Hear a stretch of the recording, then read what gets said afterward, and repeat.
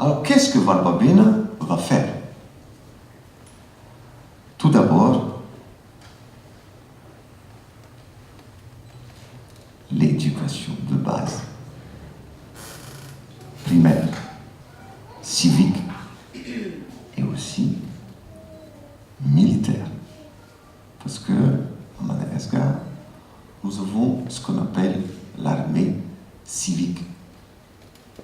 Donc, il faut donner, il faut réviser, repenser comment concevoir l'armée pour le sauvegarde du bien commun de Madagascar, pour qu'on appelle ça le vivre ensemble avec la population. Parce que Miaramila veut dire, là je vais vous faire une petite remarque, Miaramila veut dire celui qui cherche,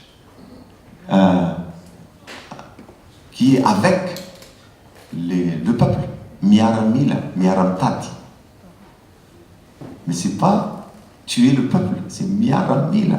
Cherche ensemble, oui, Miaramila, Miaramtati. Donc il faut repenser. On a besoin de ça à Madagascar. Il faut repenser les choses, donner un contenu de valeur culturelle qui est ancré dans notre histoire et aussi dans notre culture. Concernant l'éducation, très important, refondation du système éducatif pour produire des citoyens responsables, engagés dans la transformation et la productivité. Restructurer le contenu pédagogique de l'enseignement de base pour que ça ait un ancrage avec l'écologie, avec tout ce qui est spécifique dans chaque territoire. Formation et remise à niveau des enseignants de l'étude supérieure et secondaire à travers une coopération internationale. Et c'est possible, parce qu'il y a beaucoup de retraités ici en Europe, que ce soit aux États-Unis ou partout. On a besoin de cet échange, éducation et aussi autosuffisance alimentaire. Parce que grand espace cultivable, exploiter ça et comment valoriser ce qui sont déjà là. C'est pour ça que nous avons un centre de permaculture à Madagascar. Ça va servir comme laboratoire et qu'on va étendre sur tout le territoire de Madagascar.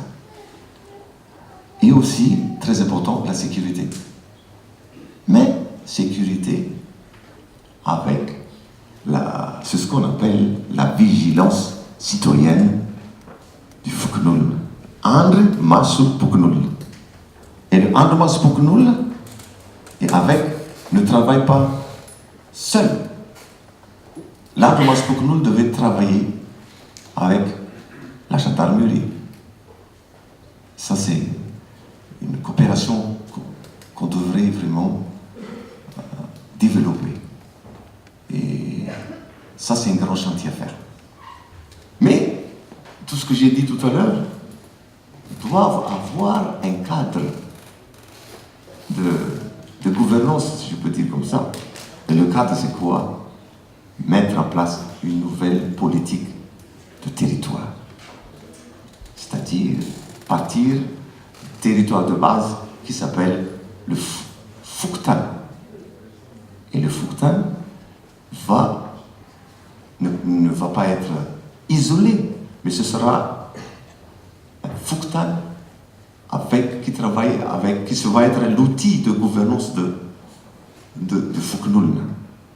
Et le Fuknul mérite une explication pour qu'on ne soit pas amené à penser qu'on va retourner en arrière avec le Fuknul. Au contraire, le Fuknul a sa pertinence actuellement parce que c'est la seule structure socio-culturelle qui garde en elle la valeur fondamentale de la République qui s'appelle le sens du bien commun. Et le Fuknul se soude autour de cette valeur. Et c'est quoi? C'est une même ressource, même vie. Dans notre langue, ça veut dire Raivati Rien. Donc c'est notre démocratie. Non, c'est notre république made in Madagascar. Et la forme de... Comment ça fonctionne? Le folklore, c'est le débat, l'échange d'idées. Et après, il y a un consensus. Et il y a ce qu'on appelle la convention sociale, le DINA. Et tous ceux qui sont envoyés pour faire des missions, des missionnaires, ils doivent rendre compte au Fuknul. Et donc c'est le sens de la redevabilité. Donc nous avons déjà à Madagascar le socle de notre réédification de notre nation est déjà là. Le Fuknul. J'ai demandé une fois qui, dans le milieu urbain et même à l'université, aux étudiants, j'ai demandé, est-ce que vous pouvez me dire qu'est-ce que ça veut dire république? Oh là là, ça a du mal à être aussi respublica, le sens de bien public, c'est difficile parce que la République est née à la suite d'une révolution ici en France. Mais nous n'avons pas vécu ça. Et comment voulez-vous que du jour au lendemain, on va comprendre ce que ça veut dire République? Et pendant la Première République, on nous a donné ça sur les plateaux. Et nous avons accepté.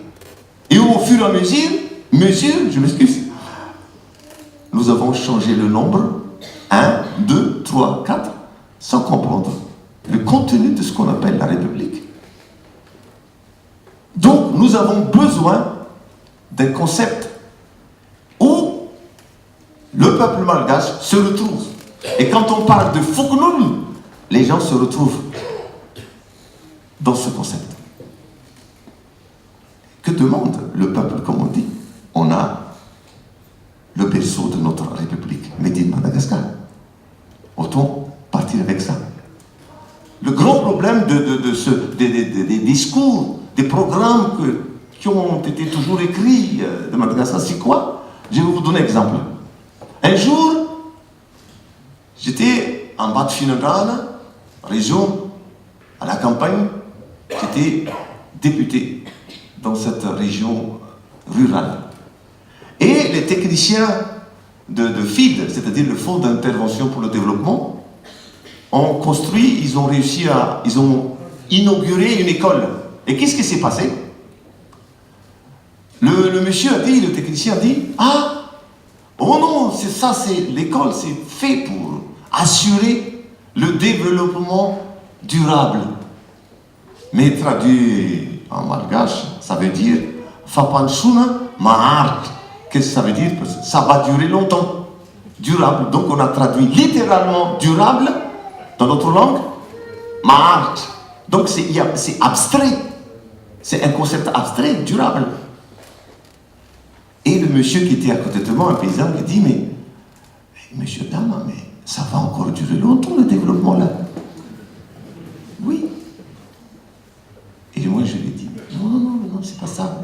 Ça veut dire un développement qui a un impact pour la génération future, c'est-à-dire l'Ouvainzafi.